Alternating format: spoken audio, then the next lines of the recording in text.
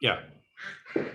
So in my topic, like the dean said, it is a strange topic: physics to channelize unleashing India and global growth post COVID. Now, COVID has come like a world war.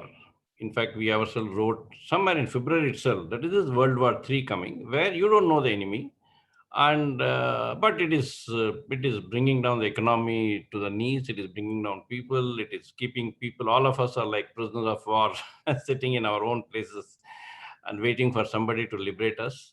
But life has to go on. So I am doing a series of articles, books re-edited post-COVID. I am saying post-COVID right from February. Post-COVID means I am not expecting COVID to go away and all. COVID is another way of life. As I will go in, even when I'm going halfway through, even COVID itself is something which has hit us from nowhere.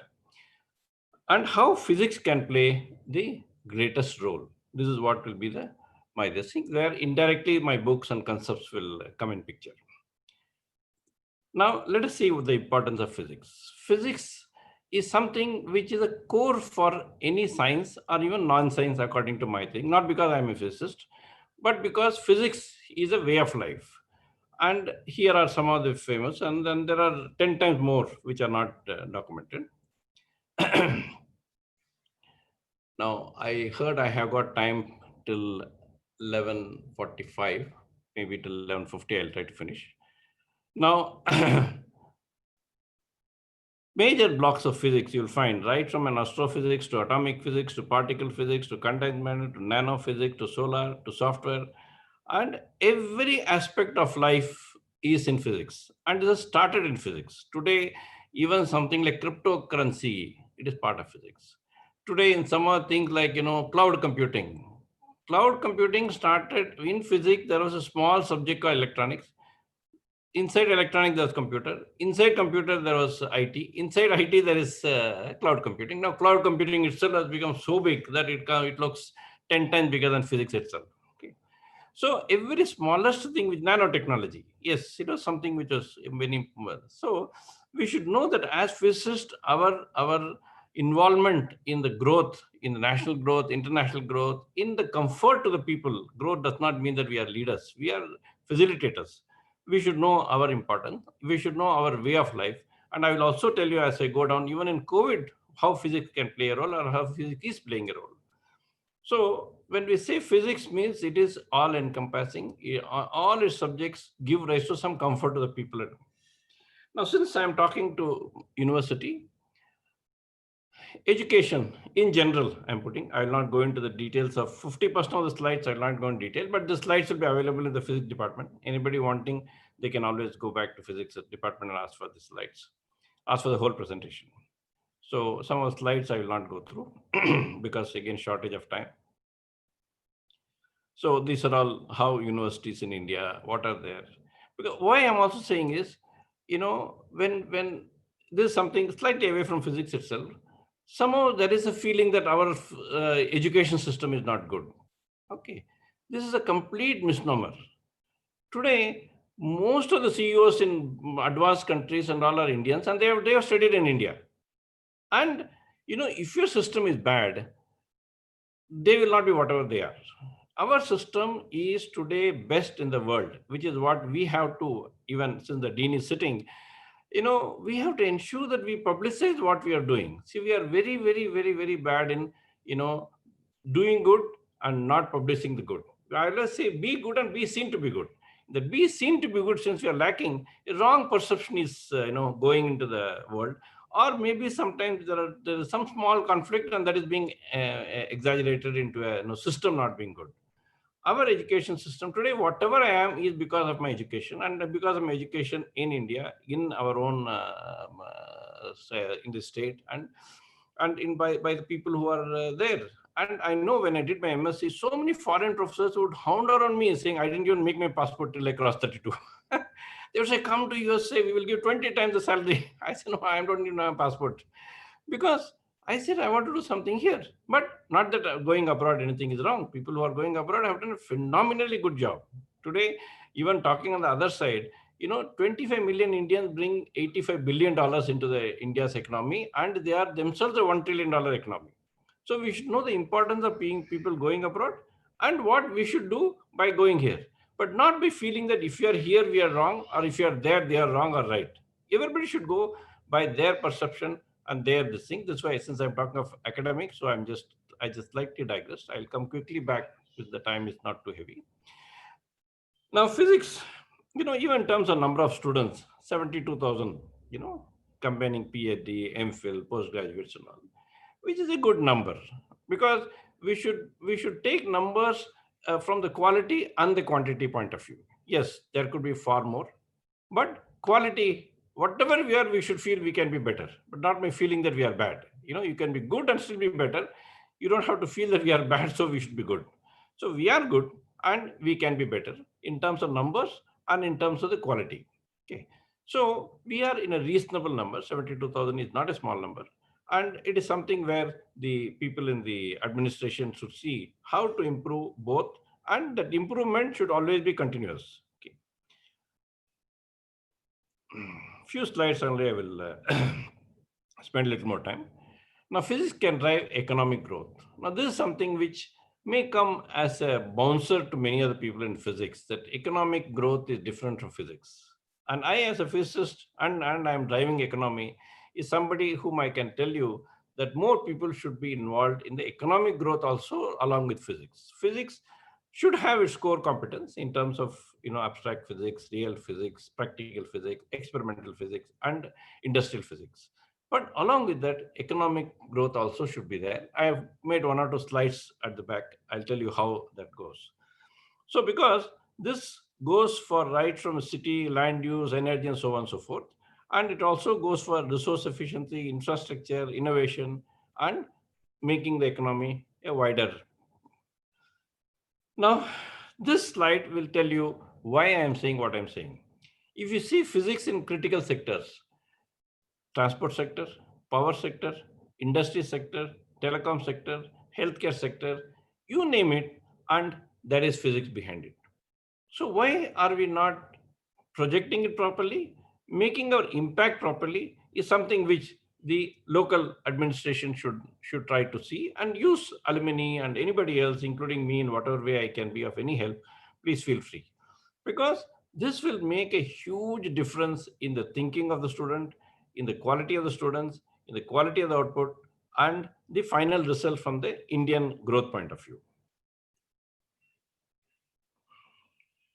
So there could always be support actions where I put that in enhanced support for collaboration between universities, between industry, and many times people feel, oh, industry is for only engineering students. No, even for physics, there is an industry collaboration. Will have a very different in the thinking, in the way they do this thing, the way they present it, the way they plan it. Every aspect of it will be supported. So that's why that should be a very, very reasonably strong. Yes, engineering students would have a much more stronger relation with industry, but in physics also should have a relatively a good impact. Now, there are a lot of physics-based enterprises which are there.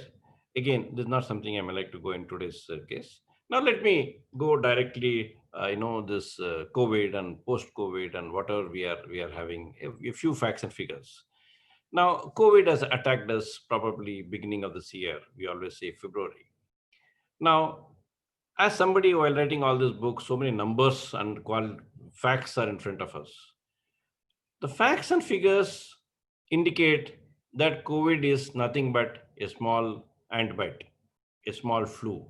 But it has attacked the world in such a way that it looks like it is the worst thing which can ever happen. Facts and figures are thrown by everybody in the system to put such a big fear. Oh, there are 2 people died. Because in normal in India per day, let us know that 27,000 people die. At the same time, on any day, 75,000 people are born. And there is an excess of 50,000 persons born every day in India. That's why we always say that in India, every year we produce one Australia or Canada who have got 20 million people. That means we have 20 million people plus, in spite of 27 to 30,000 people dying per day. During COVID time, less number of people have died, even during the peak of the number. maximum in a day was some 1000 sometime. Otherwise, average is not even 80 to 90. Okay. So with that thing, we should not have any fear. COVID is another. Anyway, all of us have to die. So anything happens, anything, this thing somebody may say COVID, somebody may say this thing, somebody may say, even on flu, people die. But what has really happened, with all my optimism, yes, it has brought disaster to everybody. That even an optimist like me cannot say that COVID is something which is, it has done its damage by not existing, by not being seen, by putting all sorts of complex thing into our systems. So the facts and figures have to be seen in a practical way, which only a physicist can see.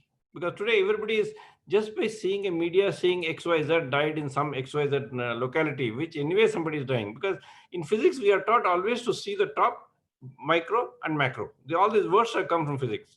So when somebody is talking of, right from micro, macro, and nano, all come from physics. So when something is happening in nano side, we should not forget the micro and mega picture.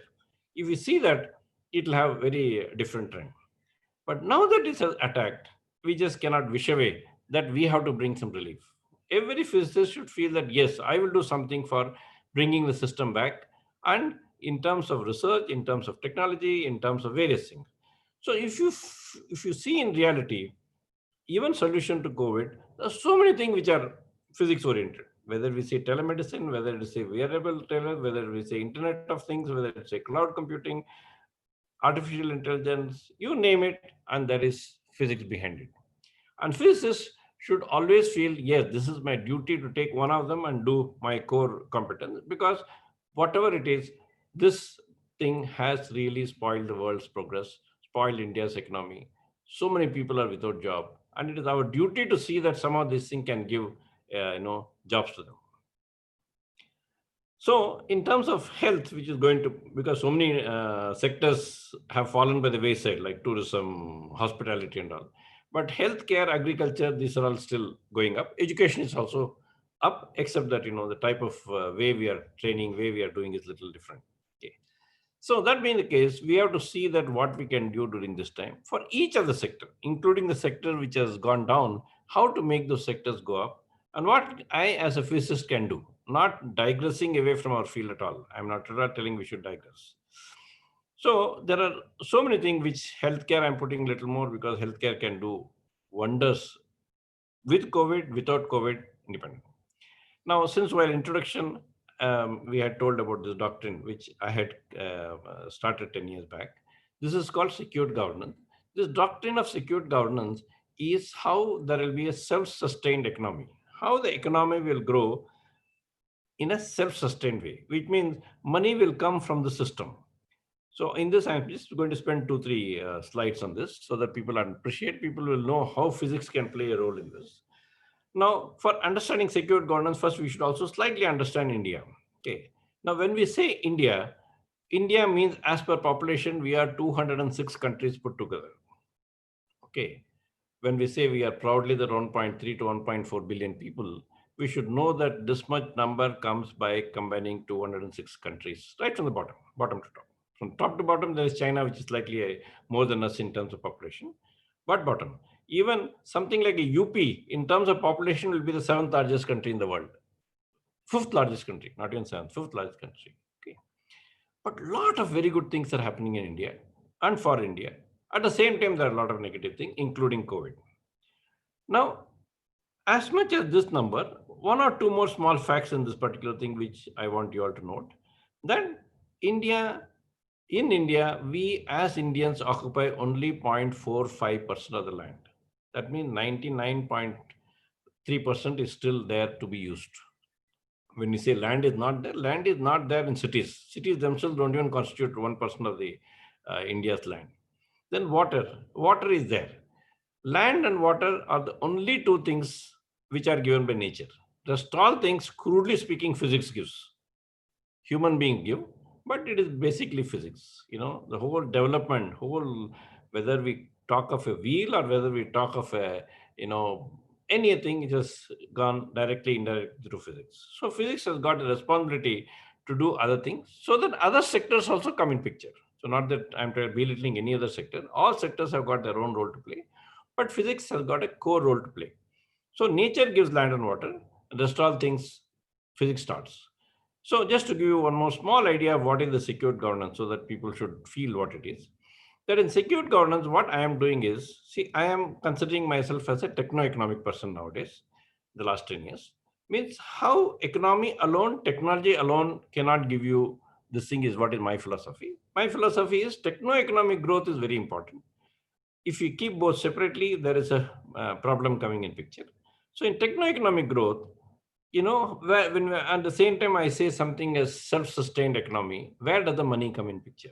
Any economy today, you want to grow physics means you need money. You can't say that, I'll give philosophical talk and then money will come from nowhere. No. In techno-economic growth, what I'm saying is whenever technology comes along with economics, there's a huge value creation. That's why the bottom I have put a small road. In the road, the moment the road is conceived itself, values around the road goes up. That means technology has gone along with economics. And from my point of view, when I calculated a lot of people doing the research on this topic, and many Bombay University still has some 200 students per annum, somewhere they give for research internship. We find that the value this is creating, hardly 3% is required to make the road itself. So that means I am creating so much value that I can make the technology, technical infrastructure almost free, because the value creation is far, far, far more. Okay.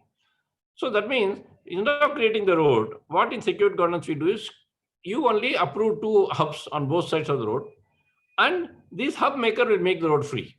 Today, many places this is going on. Many largest projects have secured governance as their core system. Yes, somebody will put money, but the value is created, and so the money coming, so funders will come in their own way. So I will not go into too much detail on this one. Again, this is more into, this is a type of hub which will be created. Now we'll start closing down because time is going up.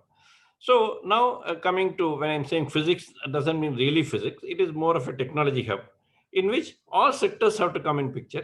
And then these can come, and these hubs can just be nano hub. It could be just be one building, and you could do it. And it could be a 500 square kilometers area also, because Dean said that something we are building in Ratnagiri. Incidentally, blue economy is also one of my prime areas.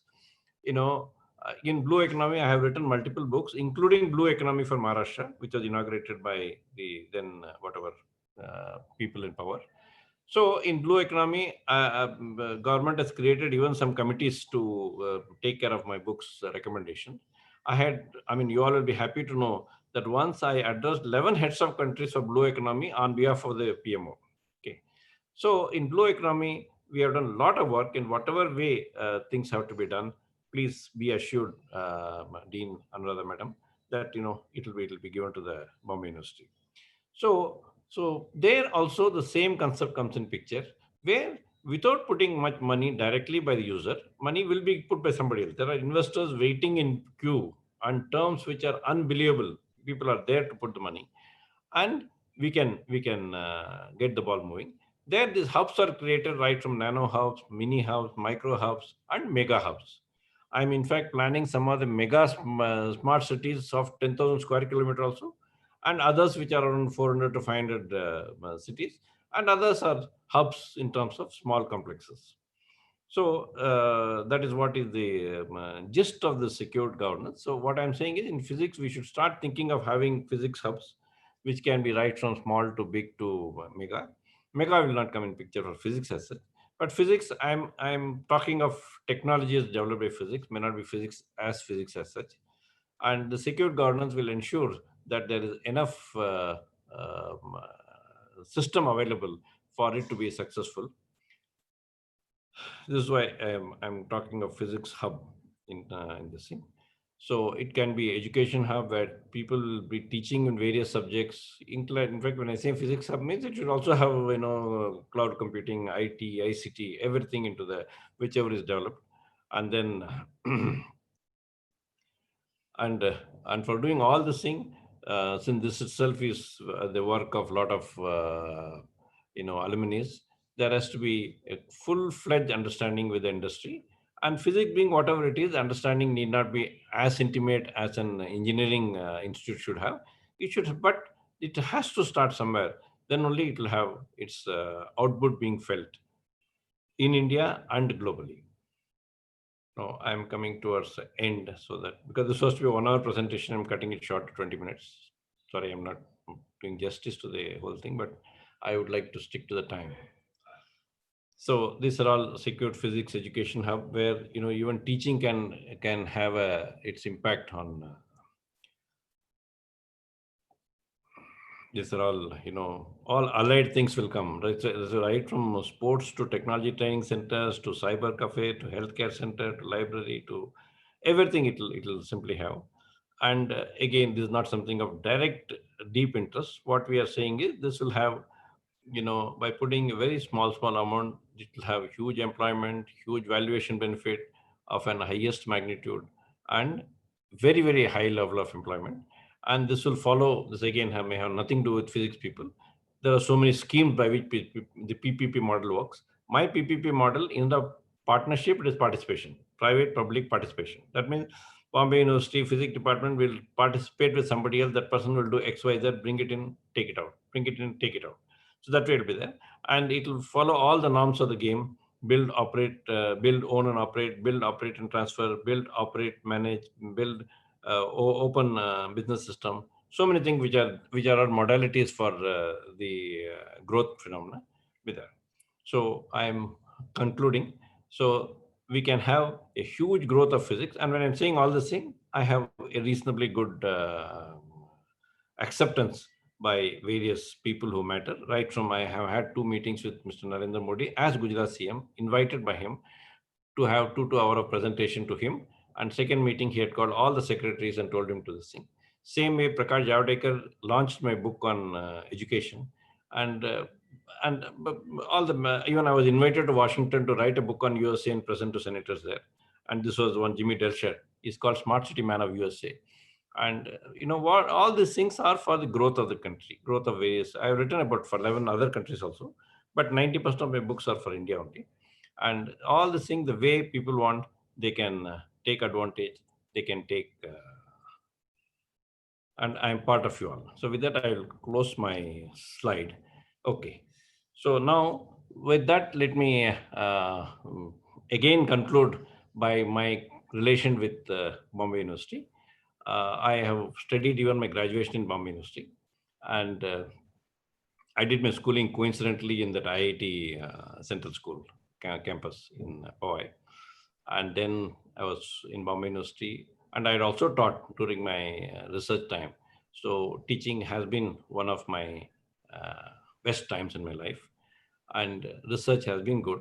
Then I have, during my phase of life in government, I was invited for a job, and then the job was, I mean, I enjoyed it. I enjoyed it. I never had a dull moment in my life.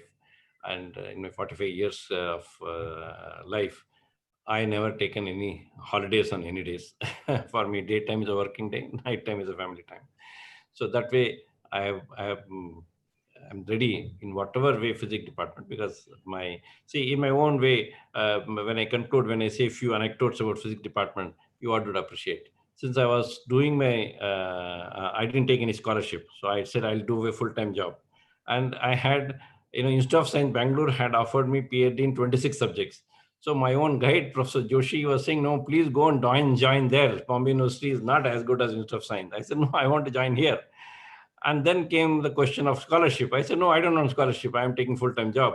Full-time job was paying less money than free scholarship. I said, no, I will prefer that. He thought I'm a fool.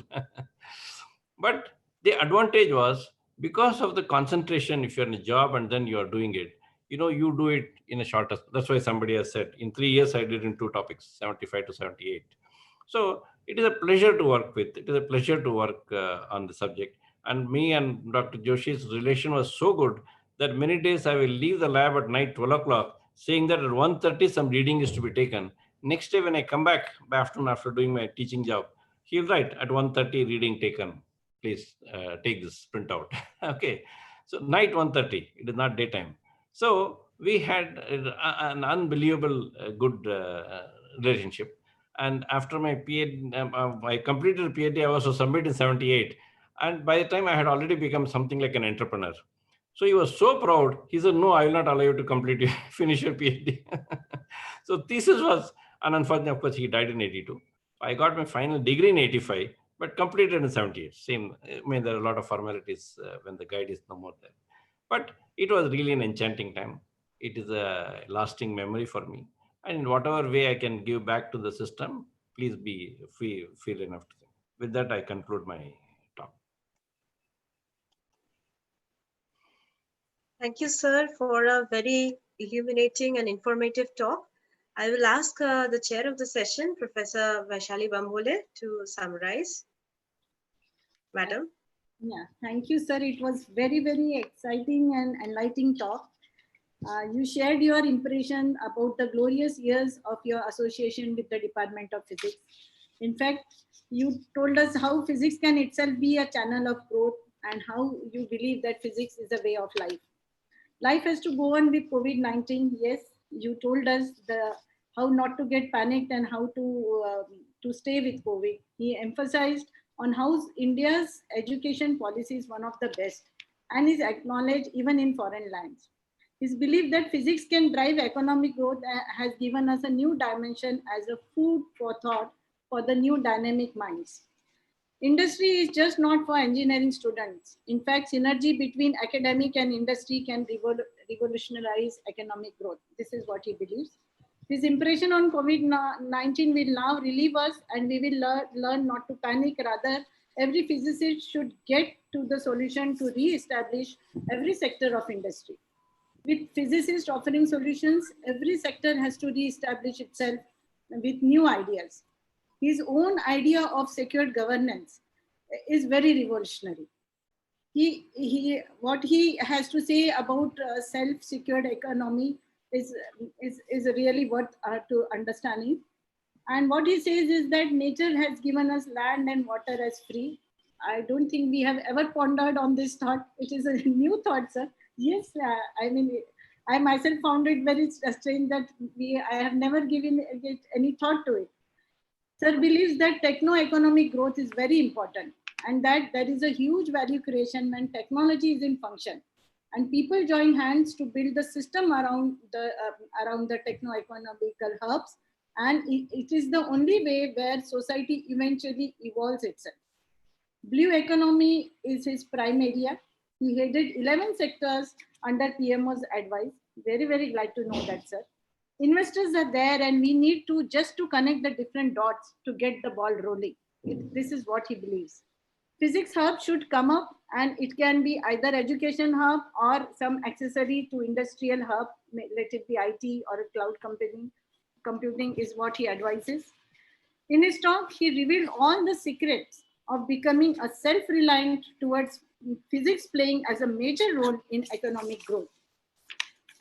It is very exciting to know, sir, that you are also a teacher and your impressions and your stories about how your guide has been a partner in your PhD work. I'm so happy to know that. That gives us a lesson that how we should be a good guide and a good student. We are very blessed, sir, that you volunteer to offer your expertise in the Department of Physics without being on any adornable positions. We are really blessed and we really thank you from all our heart that you have been here with us to honor this event. Thank you so much. Thank you.